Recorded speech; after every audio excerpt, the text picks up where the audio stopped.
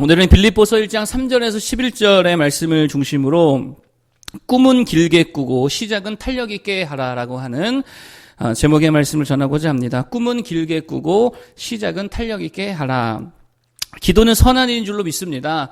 하나님 보시기에 얼마나 선한 일인지 모르겠습니다. 그 중에서 중보기도는 더 선한 일이겠죠. 중보기도 중에 무엇을 위한 기도가 또 그 중에 더 선한 기도일까요? 하나님 나라, 교회를 위한 중보기도, 그것만큼 선한 기도가 없다라고 하는 것입니다. 오늘 사도 바울은요, 빌립보 교회를 위하여서 중보기도하고 있다라고 하는 것입니다. 이 기도를 통해서 오늘 우리들도 우리 예수늘 교회, 우리가 섬기는 교회를 위해서 어떻게, 무엇을 위해 기도해야 될지 우리 몇 가지를 좀 함께 살피고자 합니다. 첫 번째는 이겁니다. 시작을 두려워하지 않는 교회가 되게 해달라고 기도해야 된다라고 하는 거예요. 자, 6절인데 한번 읽어보겠습니다. 6절 다 같이 한번 읽어보겠습니다. 시작. 너희 안에서 착한 일을 시작하신 이가 그리스도 예수의 날까지 이루실 줄을 우리는 확신하노라. 아멘. 자, 여기 보니까 너희 안에서 착한 일이 시작되었다라고 말하죠. 여러분, 무언가를 시작한다는 건 이거 엄청난 힘과 잠재력을 가졌다라고 하는 것을 의미합니다. 힘과 잠재력 없이는 아무것도 시작할 수가 없다라고 하는 것이죠. 어떤 공동체든 어떤 조직이든 기본적인 습성이 뭐냐면, 여러분, 대체적으로 공동체들, 조직들의 습성이 뭐냐면요, 안주하려고 그러고 항상 현상 유지하려 하는 그런 습성이 있다라고 하는 것입니다. 그러니까 건강한 교회, 건강한 조직, 그 뭘 보면 알 수 있냐라면 자꾸 새로운 것들을 시작하고 있느냐, 이거 보면은 건강한 공동체인지를 알 수 있다라고 하는 것입니다.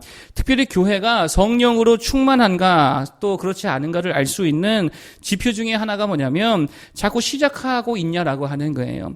전도를 다시 시작하고 있고, 기도회를 다시 시작하고 있고, 또 누군가를 섬기기 위한 어떤 이벤트나 여러 가지 것들을 시작하고 있고, 어쨌든 하나님 나라의 일들을 위해, 복음을 위한 일들에 뭔가를 자꾸 시작할 때에 그 교회는 성령이 이끄시는 교회라는 것입니다.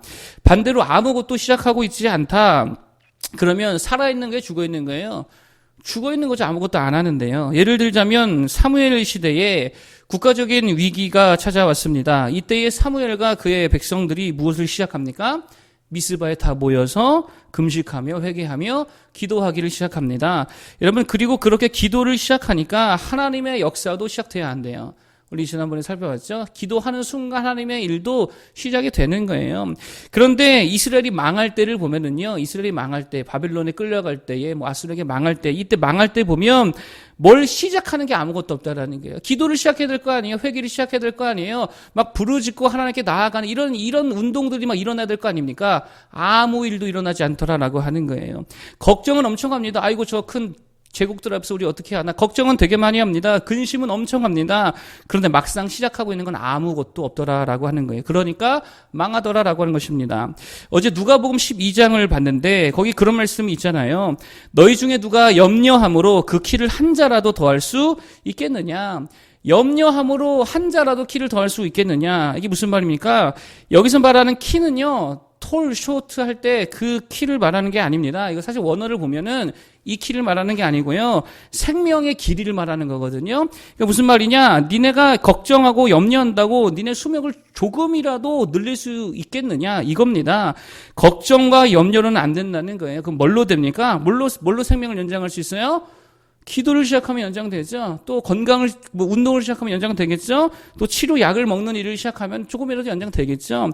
또 그렇게 나아갈 때야, 뭔가 같은 시작할 때에 그게 변화가 있지, 아무것도 안 하고 염려만 하고 있으면 아무 능력이 나타나지 않더라라고 하는 것입니다. 그러므로 교회의 영적 스피릿이 되게 중요한데, 어떤 스피릿이 필요하냐면 이 뭔가를 계속 시작할 수 있는 탄력 스피릿, 이게 되게 필요하다라고 하는 거예요. 여러분, 제가 이렇게 가만히 보니까요, 저도 그럴 수 있는데, 많은 개척교회들이 일어나지 못하는 이유가 있더라라고 하는 것입니다. 그래서 제가 잘 보니까요, 그게 뭐냐면 이거예요. 탄력 스피릿이 없습니다. 이분들이 처음 시작할 때는 다 열심히 했거든요. 전도도 열심히 하고, 기도도 열심히 하고, 여기저기 쫓아다니면서 막 열심히 했는데, 한 달, 두 달, 6개월, 1년, 2년 정도 되니까 이 탄력성을 다 잃어버렸어요. 그래서 스피릿이 남아있지 않습니다. 그래서 머리로는 알아요. 아이고, 전도해야 되는데. 근데 못해요. 일어나질 못해요. 기도해야 되는데, 근데 엎어져서 기도를 못해요. 탄력 스피릿을 다 잃어버렸다라고 하는 것입니다. 그렇기 때문에 일어날 수가 없더라라고 하는 것입니다. 여러분, 그런데 이를 기억해야 됩니다. 어떤 공동체도 한두 번의 시도를 통해 일어나는 경우는 있어요, 없어요? 없어요. 절대로 그런 일이 없습니다. 한 번, 두 번, 세 번, 네 번, 많게는 수십 번 다시 시작하고 또 시작하는 그런 탄력이 있을 때에 탄력 있게 다시 시작하고 다시 치고 올라가고 할 때에 그 공동체가 반드시 일어나게 되어 있다라고 하는 거예요. 여러분, 그래서 여기서 중요한 게 뭐냐? 이런 겁니다. 꿈을 길게 꾸라는 거예요. 꿈을 짧게 꾸는 게 아닙니다. 꿈을 길게 꾸는 것입니다. 너무 꿈을 짧게 꾸면 어떻게 됩니까? 이 탄력 스피릿을 갖기 힘들어요. 금방 지쳐버립니다. 꿈을 길게 꾸고 가야 되더라라고 하는 거예요. 아예 한두 번의 시도로 될 거라는 생각을 자체를 버려야지요. 그래서 계속 선한 일, 계속 주의 일, 계속 복음을 위한 일을 계속 시작할 때에 이 탄력성을 가지고 계속 시작할 때에 반드시 영광을 보게 되는 순간이 오게 될 줄로 믿습니다. 그런 탄력 스피릿을 가지고 길게 꿈꾸는 교회가 되기를 위해 오늘 기도할 수 있기를 바라겠습니다. 뭐 교회뿐 아니라 개인도 마찬가지죠. 여러분들의 개인도 가정도 그런 탄력 스피릿을 가지고 다시금 시작하고 다시금 기도하고 다시금 하나님께로 나아갈 수 있는 모두 되기를 바라겠습니다. 두 번째로 무엇을 위해 기도해야 되냐면 부흥을 위해 기도해야 된다라고 하는 것이겠죠. 근데 특별히 어떤 부흥이냐? 균형 잡힌 부흥을 위해 기도해야 된다라고 하는 것입니다. 자, 9절을 한번 읽어보겠습니다. 9절. 자, 9절 다 같이 한번 읽어보겠습니다. 시작.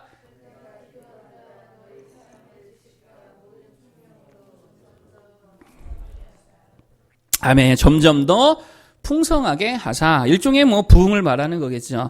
교회는 반드시 부흥이 있어야 될 줄로 믿습니다. 성장이 있어야 될 줄로 믿습니다. 자라야 된다는 거예요. 개인적으로든 교회적으로든 부흥이 되어지고 잘 자라야 된다라고 하는 것입니다. 그게 살아있는 생명이잖아요. 그런데 어떤 부흥이고 어떤 성장이어야 되느냐? 9절의 중간에 다시 보니까 너희 사랑을 지식과 모든 총명으로 점점 더 풍성하게 하사 이렇게 말하고 있지요. 사랑에 지식과 총명이 더해진다 이런 말 아니겠습니까? 이게 무슨 말이에요? 균형을 말하는 것입니다. 균형 잡힌 성장, 균형 잡힌 부흥이더라라고 하는 게 밸런스가 좋은 성장이어야 된다라고 하는 것입니다. 사랑이 뭡니까? 사랑은 일종의 감정이고 열정 이런 거잖아요. 그런데 여러분 생각해 보세요. 교회가 감정만 뜨겁고 열정만 있고 지식과 말씀과 총명이 없다. 그럼 어떻게 될까요? 그럼 어떻게 돼요? 그 이단에 딱 빠지기 좋은 상태라는 거예요. 열정은 있는데 지식이 없더라. 열정은 있는데 교리가 없더라. 그러면 이단에 빠지기 딱 쉽습니다. 종교적 열정은 막 대단해요. 그래서 순종 엄청 잘합니다. 믿는 거 엄청 잘합니다. 근데 문제는 거짓도 잘 믿고 거짓도 잘 순종하면 그게 뭐예요? 그게 딱 이단 사입이더라라고 하는 거예요. 반대도 마찬가지. 지식은 있는데 사랑이 하나도 없어요. 교리는 있고 아는 건 엄청 많아요. 신학적 지식 되게 많아요. 그런데 사랑이 없어요. 그럼 어떻게 됩니까? 맨날 남 정죄밖에 안 하더라라고 하는 것입니다. 그러므로 사랑과 지식이 이 균형을 이뤄야 그런 부흥이 될 때에 진정한 성장의 모습이더라라고 하는 거. 균형이 되게 중요하더라라고 하는 것입니다. 우리 예수님께 그렇게 균형 잡힌 부흥을 이룰 수 있기를 간절히 축복합니다. 사랑도 풍성하고 지식도 풍성하고 그게 밸런스가 잡혀야지요. 제가 처음 사역했던 교회는요, 그 교회 성도들에게 좀 죄송하지만 사랑이 엄청 많았습니다. 제가요, 얼마나 많은 사랑을 받았는지 그 교회 다닐 때는 제가 진짜 초특급 전도사, 엘리트인 줄 알았어요. 너무 막 칭찬해 주시고 너무 잘한다. 우리 전사님 최고다. 막 하니까 제가 너무 막 행복하게 사역을 했습니다. 그런데 한 가지 아쉬운 게 뭐냐면 좀 이렇게 교리적인 지식이 조금 부족한 교회였어요. 그렇기 때문에 조금 연약한 부분들이 있더라라고 하는 밸런스가 좀 없었던 거죠. 근데 또 어떤 교회를 가보니까요, 또 막 좀 이렇게 교리나 이런 것들은 강해요. 그런데 사랑이 없어요. 그러니까 냉랭합니다. 성장이 없습니다. 그 두 개 다 좋은 모습은 아니겠지요. 우리 예수를 교회는 둘 다 갖출 수 있는 교회가 될 수 있기를 위하여서 기도해 주기를 바라겠습니다. 이걸 좀 더 확장하면 그런 겁니다. 하여튼 이런 여러 가지 균형이 되게 중요한데 또 어떤 균형이 필요하냐면 뭐 강직함과 유연성의 균형이 필요하다라고 하는 거예요. 강직함이 뭡니까? 말씀 기준으로 중심을 딱 잡고 있는 거죠. 강직한 겁니다. 절대로 진리에 대해서 타협하지 않는 강직함이 있어야 될 줄로 믿습니다. 흔들리지 말아야죠. 그런 강직함이 있어야 되는데 동시에 뭐가 있어야 되냐면 유연성을 갖춰야 된다는 거예요. 유연성이라는 게 뭡니까? 비본질적인 것에 있어서는 되게 넓게 포용할 수 있어야 된다는 거예요. 다 품을 수 있어야죠. 본질이 아닌 것들에 대해서는 다 품을 수 있어야죠. 여러분, 이게 되게 중요한 모습이다라고 하는 거예요. 전에도 언젠가 말씀드렸잖아요. 단기 선교 가서 과일을 먹냐 안 먹냐, 이거 본질이에요, 비본질이에요? 비본질이잖아요. 근데 이거 갖고 싸우면 됩니까? 안 됩니까? 안 되지요. 그러면은 그냥 다 포용해 줄 수 있는 그런 유연성이 필요하더라라고 하는 것입니다. 어떤 교회는요, 어떤 목사님이 그래요. 강대상에 화분 자리 옮기는데 1년 걸렸대요. 하도 옮기는 것에 대해서 왈가왈부 말들이 많아가지고 옮기질 못하고 조금씩 옮겨가지고 1년 정도 걸려가지고 이쪽 끝에서 저쪽 끝까지 옮겼다는 그 우픈 이야기를 제가 들은 적이 있습니다. 유연성이 되게 중요하죠. 강직함과 유연성의 균형이 필요하더라라고 하는 것입니다. 또 어떤 균형이 필요할까요? 양과 질의 균형도 필요하겠죠. 여러분, 사람만 많으면 뭐 합니까? 일꾼도 있어야죠. 사람만 많으면 뭐합니까? 믿음이 있어야죠. 또 아무리 훌륭한 일꾼들이 있으면 뭐합니까? 함께 일할 동역자들이 있어야 될 거 아닙니까? 여러분, 목사님이 교수고 박사면 뭐 하겠어요? 앉아서 들을 성도가 하나도 없으면 그 무슨 의미가 있겠냐라고 하는 거예요. 사모님이 피아니스트면 뭐 합니까? 피아노 칠 때 옆에서 함께 찬송 부를 사람이 하나라도 없으면 아무 의미 없다라고 하는 거예요. 양과 질에 뭐가 필요하더라? 균형이 필요하더라. 또 어떤 균형이 있어야 됩니까? 영육 간의 균형도 필요하겠죠. 교회도 개인도.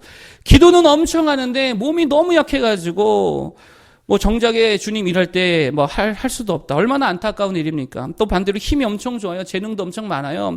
근데 얘가 믿음이 없어가지고 주일을 할 때마다 뭐 나오지를 않는다. 안타까운 일이죠. 그런 균형이 필요하더라라고 하는 것입니다. 한 가지만 더 말씀드리면 남녀 균형도 필요하겠지요. 오늘 남자 저와 우리 주집사님밖에 없는데 남녀 이렇게 균형도 좀 필요하지요. 교회에 여자만 있어 보세요. 죄송합니다. 일이 되긴 하는데 이게 전진성은 좀 약할 수밖에 없더라라고 하는 거예요. 왜냐하면 우리 여자분들은요, 좀 하다가 좀 이렇게 자꾸 좀 약간 삐치는 경우도 있고 그러잖아요. 또 서로 좀 감정적 눈치 싸움도 좀 하고 그래가지고 한 번씩 제동이 걸릴 때가 있다라고 하는 거예요. 그렇기 때문에 남녀가 적절히 이게 좀 섞여져야지 주의 일들이 팍팍 힘있게 나아갈 수 있게 되더라라고 하는 거예요. 그런 균형 있는 부흥을 위해서 우리가 함께 오늘 기도할 수 있기를 바라겠습니다. 마지막 세 번째는 10절인데 한번 읽고 말씀드리겠습니다. 10절. 자, 함께 읽어보겠습니다. 시작. 너희로 지극히 선한 것을 분별하며 또 진실하여 허물 없이 그리스도의 날까지 이르고 아멘. 여기서 말하는 게 일종의 분별력입니다. 결국 분별력이 뭡니까?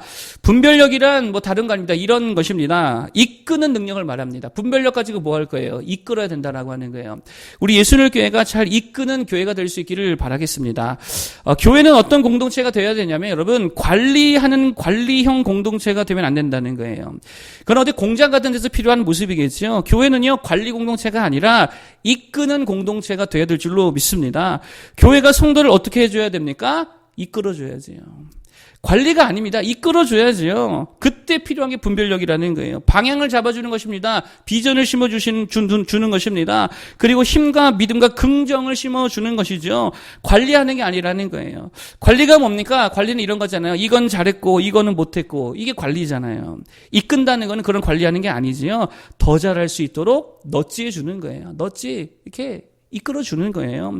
그런 교회가 되어야 된다라는 것입니다. 교회, 세상에 대해서도 마찬가지라는 거예요. 세상을 우리가 관리하고 뭐 세상을 판단하고 잘잘못 따지고 욕하고 비판하는 게 교회의 기능이 아니라는 거예요. 물론 뭐 그런 게 아주 없다고 할 수는 없겠지만 교회의 기능은 세상을 이끌어주는 거예요. 이끄는 교회가 되어야 된다는 것입니다. 여러분, 사복음서의 우리 주님의 모습을 한번 생각해 보세요. 관리자가 아니셨죠. 야, 너네들 하루에 기도 얼마나 했어? 체크하고, 뭐 말씀 암송했어? 체크하고, 전도 몇 명 해서 막 닥달하고 그러지 않으셨습니다. 그냥 본을 보이심으로, 말씀으로 또 깨닫게 하심으로 그들을 잘 따라오도록 이끌어 주셨다라고 하는 거예요. 물론 혼날 때는 또 혼날 수도 있지요. 그러나 기본적인 주님의 스탠스가 뭐냐? 관리자가 아니라 이끄는 자로 주님께서 이끌어 주셨다라고 하는 거예요. 그래서 주님을 뭐라고 불러요? 목자라 부르잖아요. 목자. 우리의 목자가 되신다라고 하는 것입니다. 이끄시고 기르시더라라고 하는 거죠.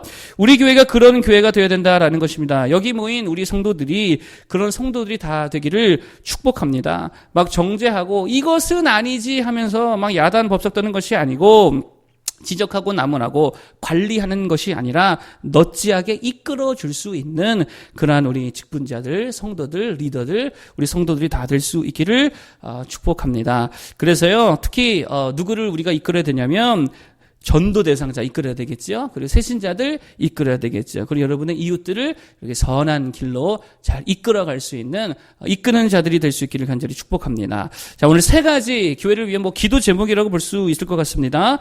첫 번째는요, 주의 일을 잘 시작하는 교회가 되기 위하여서 기도해 주시기 바랍니다. 탄력 스피릿으로 충만해야 된다라 그랬죠. 자꾸 시작할 수 있는 탄력 있는 교회가 되게 해달라고. 앞에서 우리 함께 시작합시다 그러면 막 시작이 돼야지요. 그런 탄력성 있는 교회가 되기를 위해 길게 꿈꾸는 교회가 되기를 위해 기도해 주시길 바라겠고, 두 번째, 부흥은 부흥인데 어떤 부흥이라 그랬어요?